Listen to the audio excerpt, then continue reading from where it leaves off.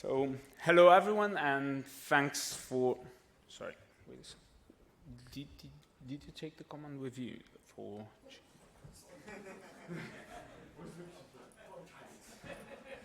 Okay, sounds better. Okay, so thanks for the introduction. As said, I will present MaMaDroid, that is an Android malware detection system. So, why? Well, it has already been explained very well from the previous talk, speaking about all the things Android malware are able to do right now. And let's not forget that Android's operative system is 85% of the last year sold smartphones, so that means it's a very common operative system all around. So why doing other current and other defenses? That's because on the device we cannot implement a lot of things because of battery restrictions, memory allocation resources that are not that much. We have good results from Google. Previous work have shown that even the Google market is not perfect. There have been a few incidents. And even worse, in some places, Google is censored, so you cannot access the Play Store, and third-party markets are not as effective as Google.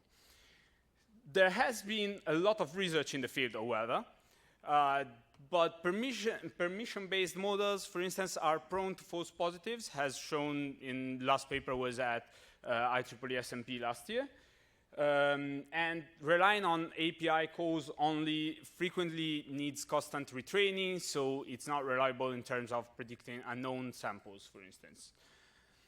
So what was our intuition? Let's try to use the sequences of API calls, because in this way we are able to see maybe that there are some common API calls. For instance, benign and malicious calls, malicious samples may use the media recorder from Android Media. And we would see that both of them use it, but maybe in different orders with other API calls. For instance, a malicious one may want first to check the running tasks. And as you can see here, we have also a question of how the API calls are. So they are divided with packages like the one related to all the media actions. So the idea is to rely on sequences of abstracted calls. Sequences, as I said, because instead of having just one API call, we can capture more semantics about the behavior. And abstracted calls, so maybe by taking only the package, Android Media, to be more reliable, more resilient to the changes in the APIs through the different versions of the Android operative system, for instance. And this, as I will show later, will also help in terms of performances. So let's get into MaMaDroid. First step will be a call graph extraction. Then we will extract the sequences of API calls, and we will model them through Markov chains to end with a classification through statistical machine learning algorithms. So call graph extraction, we based our tool on static analysis only. So given an APK, we extract the call graph using as tools Suit and FlowDroid. This is results, for instance, taken from one of the examples that are on the paper. And you can see already the 3 different paths of this case, where we got a parental node, the root commander executor, the execute method that is calling in 3 different paths. One is calling the other com.sterickson API calls. Another one is calling the Java lang. And then the Android util. Again, speaking about abstraction, as we will see later, there is the opportunity of taking Android.util instead of the entire call, for instance. And I will get into details later. So let's get to the sequence extraction. And the sequence extraction made using Suit. We need to run Suit multiple times. And what we want to do is to extract from the call graph given by Suit, we extract the sequence of functions that are potentially called by the program. What we want to do then is to proceed in this way. Identify the set of all the entry nodes in our application, enumerate the paths, and output the set of all the paths, like we have seen the 3 paths in the example, as the sequences of API calls. But I spoke about abstracted calls, so we have to get also into what abstraction is. And what abstraction is will be explained with these 3 examples. We have the first one, that is taken by the Android API call related to the character style. And we can see the packages. There is android.text.style, or in the second case, android.os, different kind of call. And we tried to have a different level of abstraction. There is the family that is just taking the first part, so Android, or Java, or Google, as we will see later. So in terms of packages, the API level 24, that was the last one of the samples we used, was taking 243 packages made by the operative system developers, so the Android developers, and 95 API calls packages from the Google side. Then we have all those packages that are made by the developers of the single samples, because they can write their own samples, and we divided them in two different clusters that we call self-defined and obfuscated. Obfuscated is given by all those developed by developers that are using identifier mangling, as already done by previous work. And all the others can be defined as self-defined because we can see the methods. In the same way, we got the families that are only 9, so we can see a different level of granularity among them. And obviously, we have to use still the self-defined and obfuscated clustering for all those API calls that are written by the developers of the single samples. Now, taking back our example, we can see the paths, as we were saying, the first, the second calling the Android as second call, and then the Java lang one. So we got 3 different paths. Let's visualize them separated from the parent node. So it's the same thing, just looking at the 3 different ones on their own. And now let's speak about the abstraction then. From the sequences, we got the abstracted parts. So if you look at those that have the circle, all of them are self-defined. At the bottom of the box, there is the tuple of the package and the family abstraction, so that we can use or the package or the family abstraction without any problem. In the case of the Android one, we have android.util as package and Android as family. And in the case of the Java call, we got the Java family or java.lang package. Now, from the sequence extraction, we get to how we model those sequences through the Markov chains. Markov chains. Why Markov chains? Because they are memoryless models.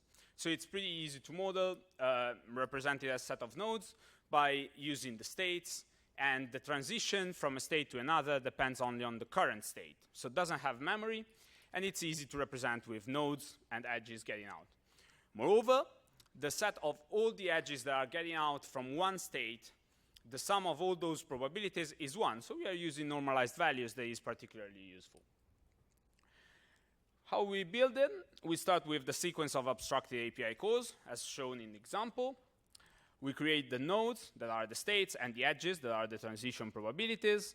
And from there, we have the feature set given as all the possible transitions from one state to another in terms of probabilities. So, taking back the example, we have, for instance, the families. We have all the transitions that are the arrows and all the different states. In this case, we have 4 transitions. All 4 of them start from self-defined, and the arrow gets, in 2 cases, to another self-defined state, while in the second row, we can see one case where the light blue arrow is from self-defined to Android, while the blue one in the third sequence is from self-defined to Java. So our Markov chains will be 4 transitions, 2 of them self-defined to self-defined. In the first row will mean 0.5 probability of transition in this way, 0.25 from self-defined to Java, and the same from self-defined to Android. So for each app, we have a feature vector given by the probabilities of transition from one state to another in the Markov chain. That with families means 121 features, because there are 121 possible transitions given 11 nodes. While with packages, we have 115,600 possible transitions. That means 2 different levels of granularity, as I said, and that means also different performances in terms of speed, because it's clearly different having a few features or a lot of them. So how did we classify everything? We did it by using, as I said, machine learning algorithms. We used random forests with different number of trees and different depth depending on the two abstractions, 1NN, 3NN, and SVM. We decided not to present the SVM results because it was slower and less accurate in terms of results, so it wasn't as good as the others. The dataset we used for the evaluation is made by two different datasets in the benign case, old benign and new benign, as we called them. The old benign one is taken from the Play drone work, while the new benign were the most popular in March 2016 on the Google Play Store. And we have 5 different malicious datasets. The DROIDAPIMINER one, so a paper from NDSS 2014, and 4 datasets from virusshare.com that have been named that way because they've been taken from samples of those periods, so that we were having a kind of time scale of the different samples in the different datasets. But all those 4 datasets are extracted from virusshare.com. In the end, we were having 8,000 benign apps and 33, almost 34,000 malicious apps. But we were using one dataset at a time in order to have a more or less even quantity of sample among the 2 datasets, benign and malicious. So we tried to get more in deep on how the datasets were done. And one thing we have seen that this picture explains very well is that both malware and benign apps are getting more complicated in terms of number of API calls. Here we got the CDF, and we can see that the most complicated ones are the new benign, while the less complicated ones are the malicious related to DROIDAPIMINER and 2013 dataset. So it's important to see that there is an evolution, and there are even more detailed situations on how this changed through the years. Speaking about the evaluation, we tried to do different kind of tests, mainly 3. The first one using tenfold cross-validation and datasets from the same year, so new benign and 2016, for instance, while the other 2 were trying to figure out if we were resilient to the changes over time, because as we have seen, there are changes over time. And so we tried to train with older datasets with respect to the testing set, and vice versa. We tried also to train with very new apps and see what were the results by classifying the old samples. Now, speaking about the tenfold cross-validation on the same year, the first group of columns that are related to the classifiers, so on the left of the group there is random forest, then 1NN, then 3NN. The first column is related to the family cases, all the others are related to the packages. That is to show a comparison among the 2 methods of the 2 different types of abstractions. And we can see that the first 2 columns, family and package, related to DROIDAPIMINER and old benign, the packages are performing better, a few points in terms of F measure, because there is much more data. As we said, we are speaking about 100,000, more than 100,000 features.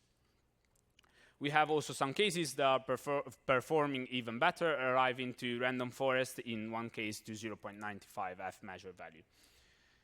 When we tried to train on older samples, the idea was to see if we were resilient in time, to try to avoid constant retraining.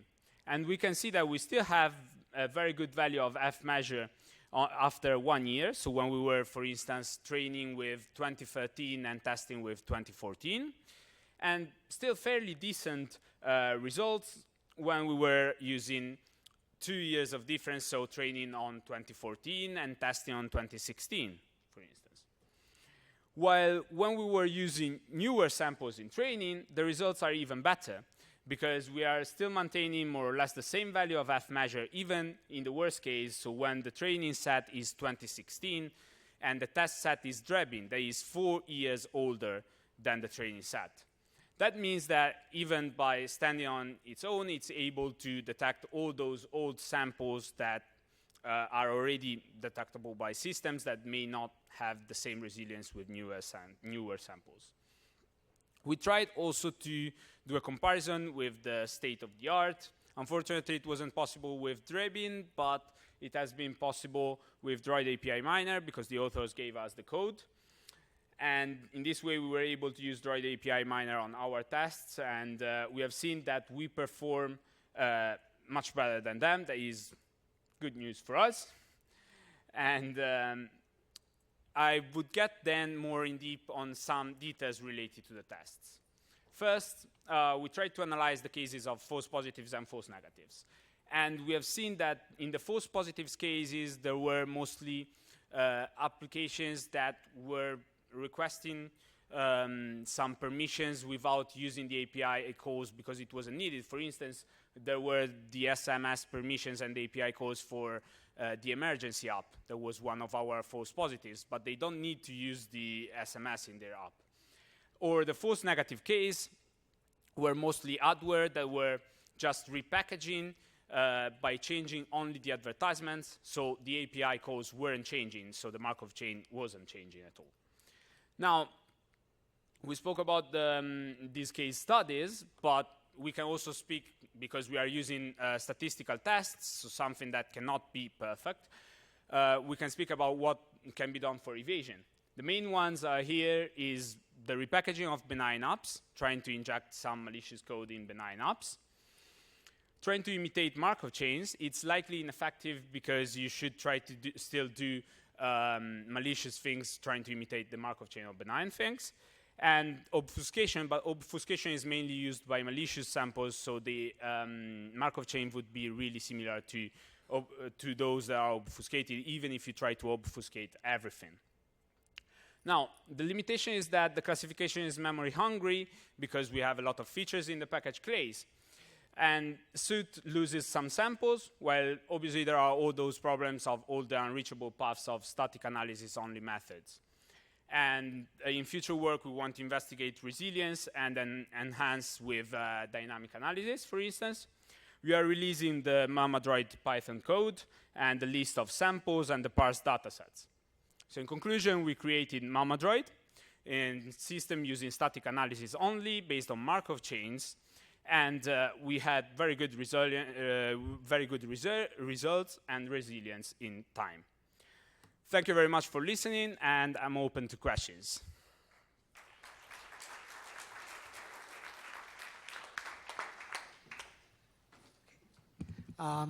Changzhen from Temple University. We know that one of the common weaknesses of those detection techniques that's based on system call or API sequences is that they may be vulnerable to mimicry attacks. That is, the attackers who know your detection techniques may insert fake system calls, API calls. Have you considered this?